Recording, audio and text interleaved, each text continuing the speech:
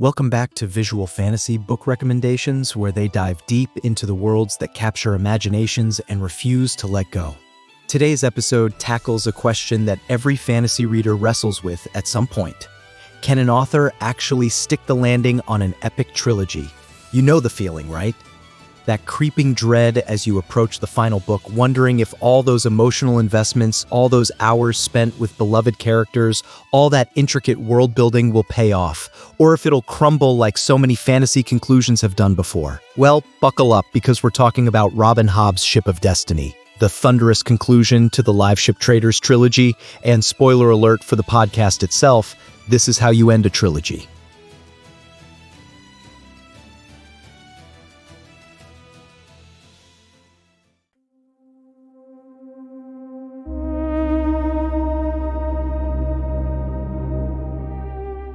Welcome to Visual Fantasy Book Recommendations, the channel dedicated to fantasy and science fiction book summaries, reviews, and recommendations. It is very helpful if you hit the like, comment, subscribe, and share. Help build my channel, and let's take a look into the best fantasy and sci-fi realms out there. Here's the thing about Ship of Destiny.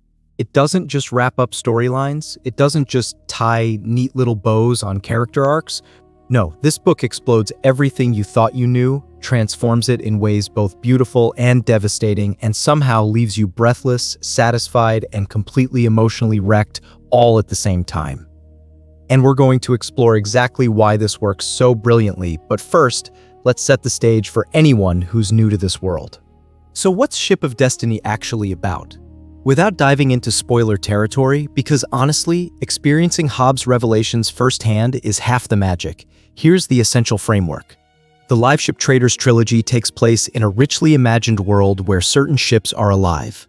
Not metaphorically alive, not magically animated wood, but genuinely sentient beings carved from wizard wood, capable of thought, emotion, and conversation.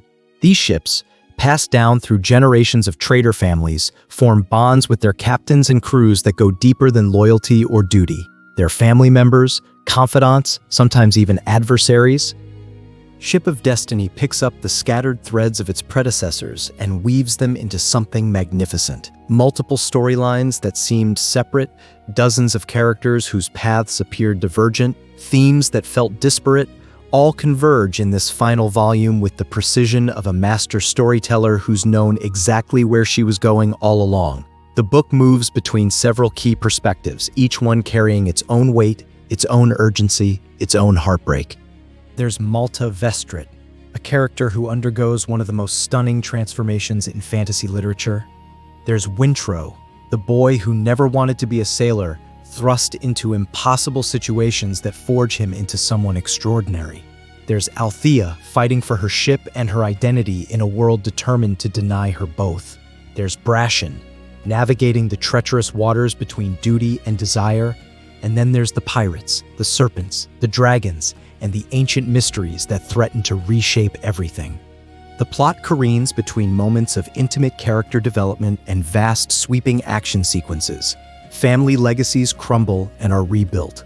Long-held secrets explode into the light. Characters you've grown to love face impossible choices, and Hobb, bless her cruel heart, doesn't pull a single punch. This isn't a book that promises everyone gets a happy ending. It's a book that promises everyone gets the ending they've earned through their choices, their growth, and their struggles. Now let's talk about what makes this book absolutely sing, and it starts with the characters. Robin Hobb doesn't write characters. She excavates souls, puts them on the page, and forces you to live inside them until you can't remember what it felt like to not know them intimately. Every major character in this trilogy undergoes genuine transformation, and Ship of Destiny is where those transformations reach their fullest expression. Take Malta, for instance. Without revealing specifics, watching her evolution across the trilogy is like witnessing a butterfly emerge from a cocoon, except the butterfly has been through hell and came out stronger, stranger, and more magnificent than anyone could have predicted. Hobb takes a character who could easily have been dismissed early on and transforms her into someone genuinely fascinating, someone whose choices matter, whose voice resonates with hard-won wisdom. Then there's the relationship dynamics, which Hobb handles with such nuance and emotional intelligence that it hurts. The bonds between family members strained by circumstance, pride, and misunderstanding. The romantic entanglements that feel genuinely earned rather than dropped in for genre convention. The friendships forged in fire, the betrayals that cut deep, the reconciliations that feel both inevitable and miraculous. Every relationship in this book feels lived in, feels real, feels like it matters. The live ships themselves deserve special mention. These aren't just magical plot devices.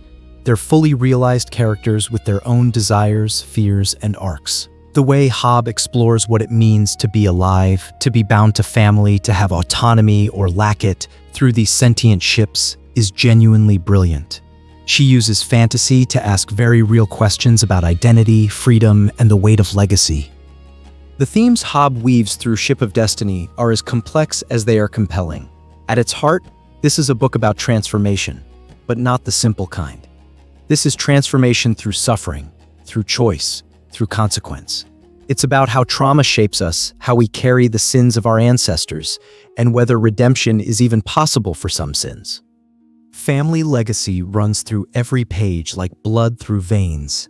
The Vestrit family, the Kupras family, even the Ludluck family all carry the weight of their histories, their traditions, their secrets. Hobb asks hard questions about what we owe to family, what we owe to ourselves, and when breaking with tradition becomes not just acceptable but necessary for survival. Freedom and slavery form another crucial thematic backbone.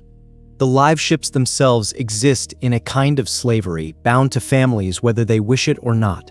Human characters struggle against various forms of bondage, some literal, some metaphorical. The exploration of what it means to be truly free and what price freedom demands gives the book a moral weight that elevates it beyond simple adventure. Then there's the environmental thread, woven so subtly throughout that you might not realize its importance until it crashes over you. The serpents, the dragons, the wizardwood itself all connect to questions about the natural world, about exploitation, about the long-term consequences of treating living things as resources. Hobb wrote this in 2000, and somehow it feels more relevant than ever. Speaking of Hobb's writing, let's talk craft, because this woman is a master. Her prose has this quality that's hard to describe. It's accessible without being simple, elegant, without being flowery, emotional, without being manipulative. She has this gift for getting inside a character's head so completely that you forget you're reading. The internal monologues feel genuine, the observations feel true, the emotional beats land with devastating precision. Her pacing deserves study. Ship of Destiny is a long book, clocking in at over 700 pages in most editions, and yet it never drags. She knows exactly when to linger in a moment, when to skip ahead, when to cut between perspectives to maximize tension. The final act of the book moves like wildfire, revelation after revelation, confrontation after confrontation, all building to a climax that feels both shocking and inevitable. The world building continues to impress.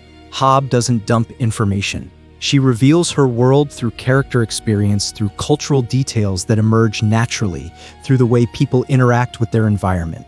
The Rainwilds feel claustrophobic and dangerous. The Pirate Isles feel wild and free. Bingtown feels like a city tearing itself apart. Every location has texture, has atmosphere, has life. And can we talk about those plot twists?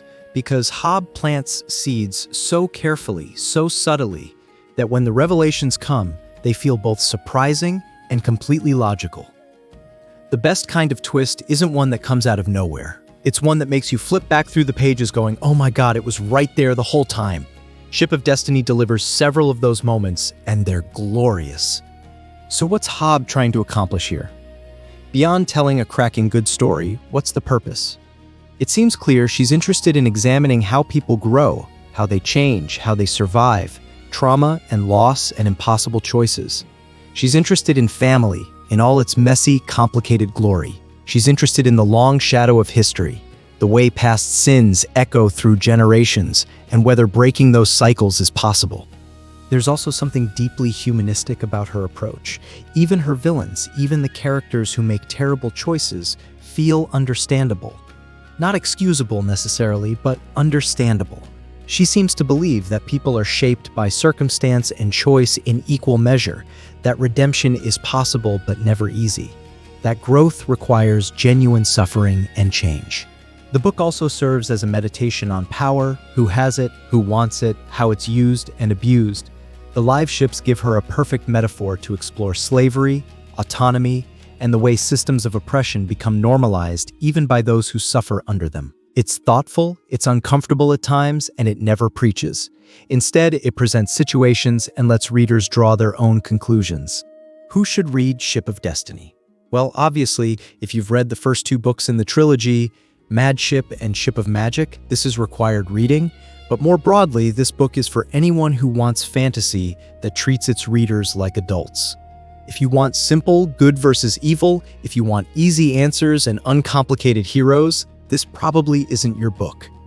But if you want moral complexity, if you want characters who feel real, if you want world building that serves story rather than overwhelming it, if you want prose that sings, if you want to be emotionally devastated in the best possible way, then welcome home.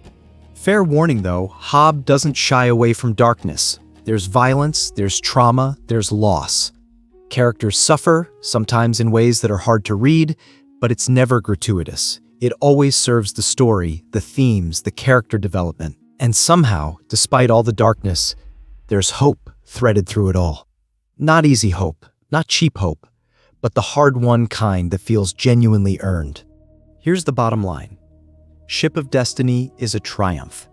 It's the kind of book that reminds you why you fell in love with fantasy in the first place. It delivers on every promise the trilogy made, answers questions you didn't even know you had, and leaves you changed in subtle but significant ways. Robin Hobb proves that you can write epic fantasy that's both commercially successful and literarily ambitious, that you can have your dragons and your deep character work too. The trilogy as a whole stands as one of fantasy's great achievements, and this conclusion elevates everything that came before it. Years after finishing it, readers remember specific scenes, specific emotional beats, specific moments of character growth with crystal clarity. That's the mark of something special. So should you read Ship of Destiny? If you've made it through the first two books, absolutely. If you haven't started the trilogy yet, start with Ship of Magic and prepare yourself for something extraordinary. This is fantasy that demands your attention, earns your emotional investment, and rewards both with a story that will stay with you long after you've turned the final page. Thanks for watching. If you enjoyed this video, don't forget to like, comment, share, and subscribe for more great content. Hit the notification bell so you never miss an update. See you in the next video.